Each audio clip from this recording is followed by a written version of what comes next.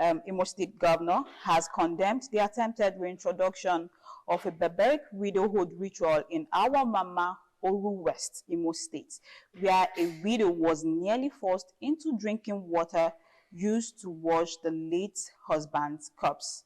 The governor, represented by Commissioner of Women Affairs Nkechi Ugu, ordered a full investigation into the incident and vowed that such inhumane practices will not be tolerated in the state. According to reports, Mrs. Chika Ndubisi was accused by her in-laws of killing her husband and locked inside the ambulance with the corpse until she agreed to drink the corpse water to prove her innocence. The Commissioner Ubu confirmed that the ministry's intervention ensured the widow's safety, and those involved has since been arrested for prosecution. Let's take a look at these amateur videos. We'll be right back.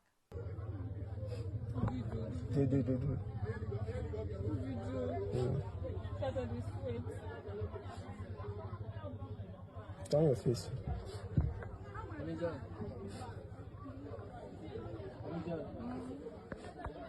Show the environment. Let them see. No, man, look up me here. Show the environment. Show the environment. Show the front and the back.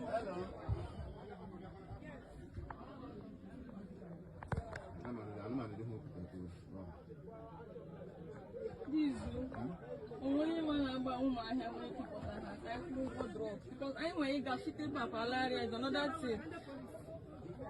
Good afternoon, everyone. I know some of you must have seen the viral video going around regarding institution in our Mama in the States. We are here today. My name is Nkechi, the Commissioner for Women Affairs. This is a colleague from Virgin Arts. It's another colleague from on the This is the Director for Child in the Ministry of Women Affairs. This is the woman in question that lost her husband. As you recall from the video, they threatened they were going to give her, wash her husband's corpse and give her the property. So what we decided to do was invite ourselves to the burial. We were not invited, but we invited ourselves to the burial. We came in inviting the chairman of the council, Chief Opali, who went with us with security personnel, and we invited ourselves to the burial. The reason we invited ourselves to the burial is this does not happen in the streets. I repeat, this does not happen anywhere in Ugu or anywhere in the streets. So we are not going to allow it to happen. As a matter of fact, we went there today showing a little message to people that were involved. Some people were arrested, but I assure you that next time any kind of this thing happens in Imo State, every single person involved will be arrested. And they'll be charged for attempted murder. Because when you wash somebody's corpse and give somebody to drink, you want to kill that person. And it is poison and you want to kill that person. So we went to that burial, invited ourselves to that burial. We stayed there until the man was buried. We stayed there until everything, the grave site was closed before we left there. So we're here today to say, please, not just in Imo State, all over the part of Nigeria, please, this should not happen. It should not happen. When a widow is mourning her husband, allow her to mourn her husband instead of the family members doing all they did today. But we are glad everything went well, and we are glad we succeeded in having a very good burial for the man. It wasn't the way we planned it to be, but we invited ourselves and we made sure it happened. I'm sure some of our colleagues may want to say something else, but never again in Imo State, we are not going to tolerate it. The government of Imo State does not tolerate it. Her Excellency has been calling, she does not tolerate it. None of the CSOs, not the Minister of Women Affairs, will tolerate such incidents again. Thank you very much. Good afternoon. The Honourable Commissioner has said it in a nutshell. This is not the kind of harmful widowhood practices that happens in Imo State.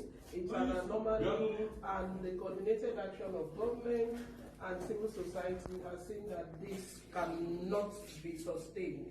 There is no place for such actions in Imo State. So we say thank you for everyone who made effort, who put out a call for the right reasons, because some people use this to start traction online. Some people are chasing clout with it, but you shouldn't.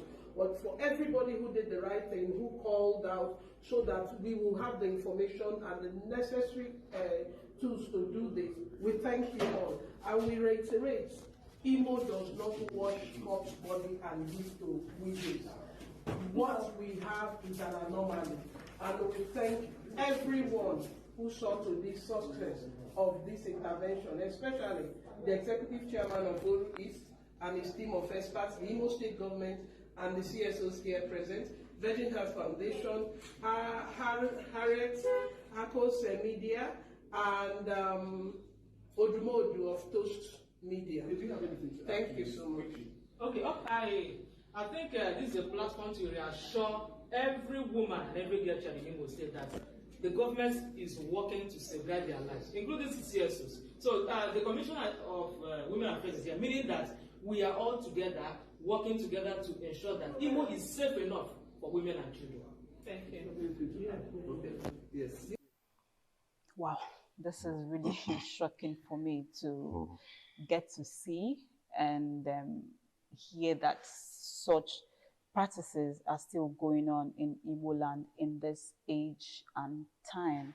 I thought we've long gone past this phase of asking a woman to swear because her husband died, asking a woman to go through certain rituals because she's a widow or she wants to mourn her husband. But I really want to first commend the Commissioner for Women Affairs. She reminds me of the Commissioner for Women Affairs in Anambra State, who always swings into action when issues like this comes up. So I really commend her for coming to the rescue of this very young widow with her 2 daughters. So I think in Igbo land, these are the type of traditions we should be looking at, we should be talking about abolishing. I know long before now, we abolished the killing of twins. And I can't remember the last time I heard of someone going through this kind of experience. From where I come from, I think mourning is something you do willingly, voluntarily. There are people that want to mourn their husband and they say, okay, I'm going to be wearing white for the period of 6 months. I'm going to be wearing black for a period of 6 months. I'm going to be cutting hair. And there's still people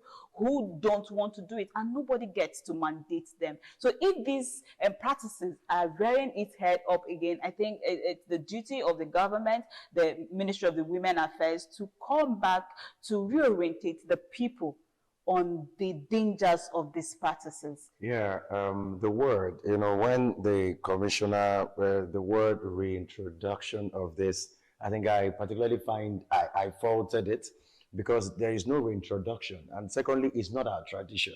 This is barbaric, it's wickedness. For me, this whole thing was, someone came up with it and everyone decided to get involved. It's been happening. The only thing is that this one went viral. It's been happening. When other people, there are some, it happened and no one was able to capture it. I've seen situations where these things happen and they lock the person inside, the whole family member, they make sure that this person gets to drink this particular stuff and no one says anything about it. And most times, some of these people, they drink it and they accept that, okay, for me to prove a point, like it comes with some sort of blackmail. You killed him. I didn't kill him. Okay, if you say you didn't kill him, to prove your innocence. Prove your innocence. And because you want to prove your innocence, you don't want to be dragged. You just go ahead and take it. And some have actually taken this thing and they ended up dying. Because in most cases, they even, poison what you are drinking. Apart from the fact that it's already hyper poisoned, but then they add more just to make sure that they catalyze the process of your death to prove a point.